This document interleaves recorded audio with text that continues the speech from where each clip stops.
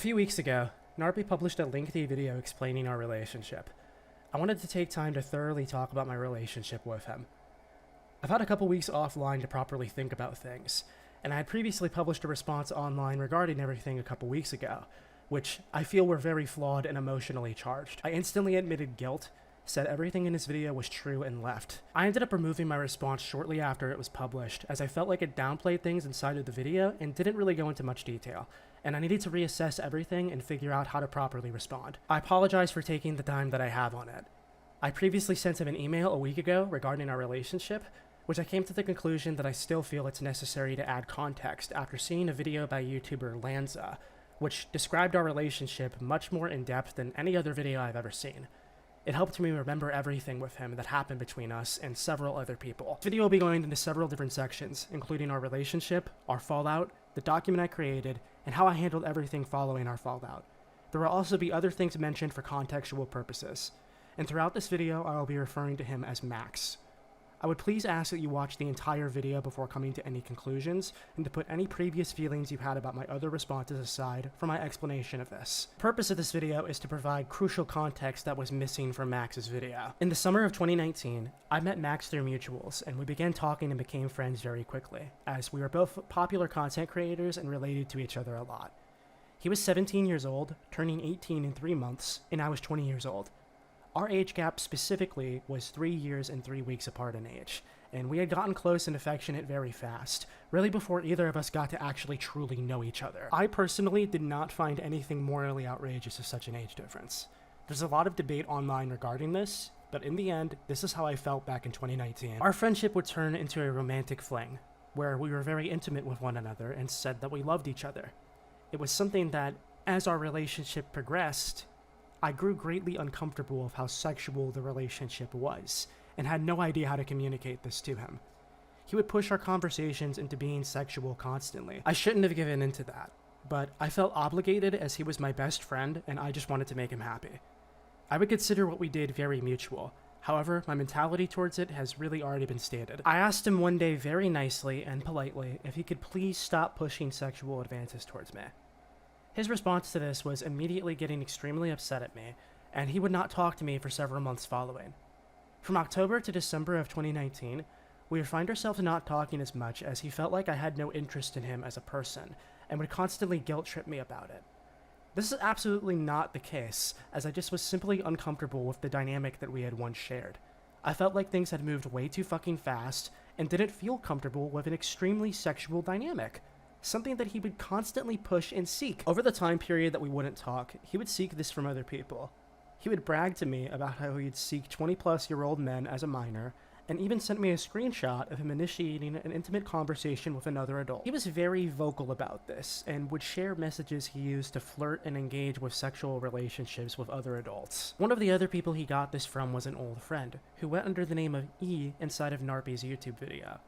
I will briefly speak upon the relationship for contextual purposes, as Max himself stated in the video that he had no idea what he did to him, and only ran off of a couple of screenshots from a few years ago. While Max was 17 and E was 18 years old, they would have a friends with benefits type relationship.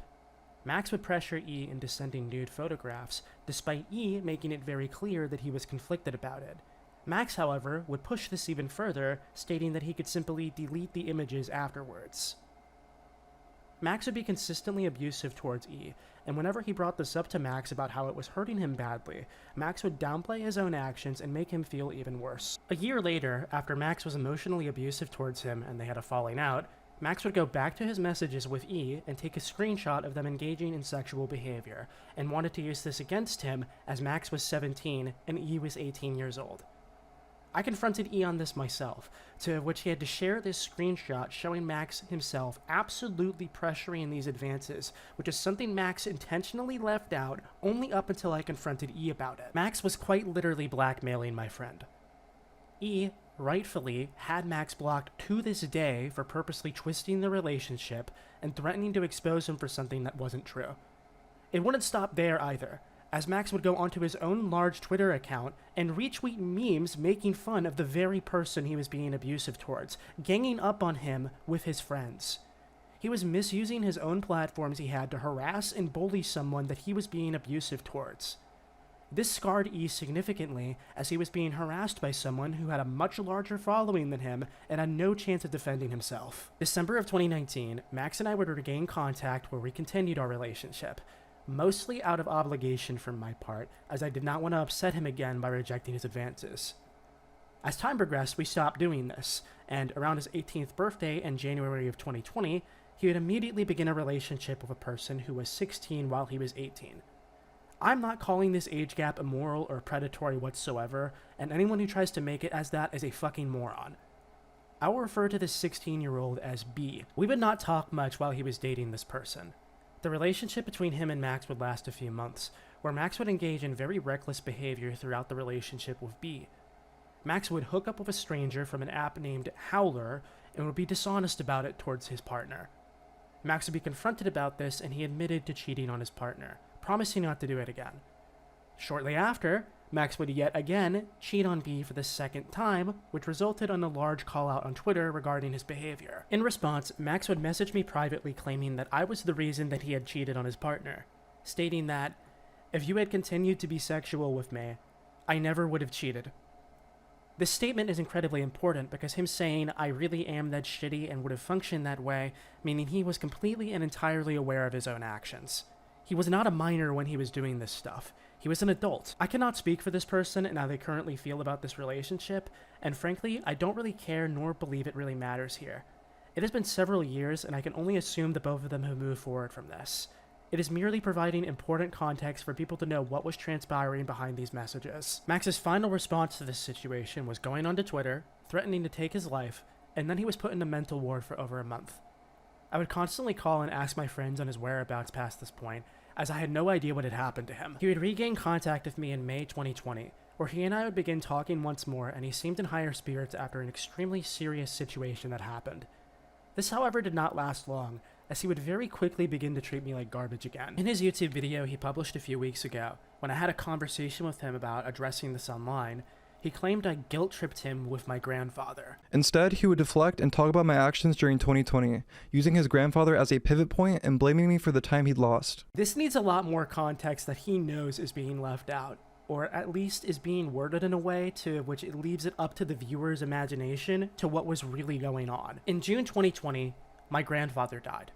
This is a very impactful moment of my life, and it's something that I let Max be aware of several times, both through Twitter and Discord. Though our logs only contain one side of our conversation, he did respond acknowledging it, and I had a very valid reason to not be close with him or anyone at the time, given that I was going through something so serious in my life. The point that I am making here before I begin talking about anything else regarding this is he was fully aware of the fact that this was going on in my life. While I was preparing to attend a funeral for my grandfather, Max would get upset at me that I was spending less time with him. I would text him while I was there, scared at retaliation from him, as if I was never doing enough for him. Shortly after I returned, he would blame me as the reason for his suicide attempts. He would send me razor blades he bought on Amazon, would black out his Discord profile picture, and never talk to me about a thing, saying, "Let's hope I die before I turn 19 years old." All while he was fully aware of what was going on and the loss in my life. We would never talk about anything at all. We would never once have a single conversation about anything going on. It was him constantly getting upset at me and growing more and more abusive towards me. Me mentioning that I had a difficult time getting over how he treated me in this situation was not a guilt trip, nor was it a sympathy attempt. It's honesty. I was dealing with something so deeply personal, and he made it about himself, when this time should have never been about him. And I told him countless times, "Hey, my fucking grandfather died," and it was completely ignored. I just wish he was patient towards me and understanding here, and it hurts to even think about for me. I did not give up on him or hang him out to dry. I was hurting and I needed to heal. And this specific situation occurring is what drove me away from him. I was always there for Max. I helped him with his twit longers that he had previously put out, and I was always emotionally there for him. But I did not know what to do considering the way he was treating me, so we ended up talking less and less. This upset him even more, which would result in him blowing up at me in November of 2020 for quote-unquote leading him on, which is just simply not true. I was not ignoring him or hanging him out to dry. I did not want a sexual relationship with him and was uncomfortable by how fast things had progressed. He got more and more upset, threatening to eventually kill himself over me in November. In November of 2020, I would cut him off and ask him for space, as I could not handle what he was doing. And in response to this, he would message me on Twitter with a long message. He would be extremely manipulative inside of this message, saying that I put no effort into anything and that the picture of his cut wrist was my fault, and that I never cared for him, which, as shown, is clearly not the case. I would block him on Twitter following this exchange, where he would then stalk me onto my Telegram account to call me all sorts of things, that I was bipolar, and that I was inflating my ego by blocking him off. Given the events that I've already described for the past few months, I genuinely just could not handle how he was treating me. And after months and months of constant emotional abuse and being kicked through the mud, I produced my document about him, mainly as a way for me and several other friends trying to escape the situation that was ongoing between us. While it definitely is one-sided regarding our relationship in the document and does have flaws, the abusive factors still stand very true, and it was genuinely ruining my life. I had no idea what the fuck to do or how to exit this situation. I did not know how to handle him putting his cut wrist up to our Discord messages saying that I did this all to him. I regret the document 100%, but in a sense I feel like it was very necessary, as I was not the only person being treated like this. It was a lot of other people who had no platform to defend themselves like E, and were constantly getting bullied by him and had no way out of it. Personally, I feel he never would have stopped had that document never been made. He was showing zero signs of stopping, considering he was retweeting memes making fun of E in December of 2020 when he was nearly 19 years old. There is a lot of other people that I haven't accounted for in this video that Max treated in a similar fashion.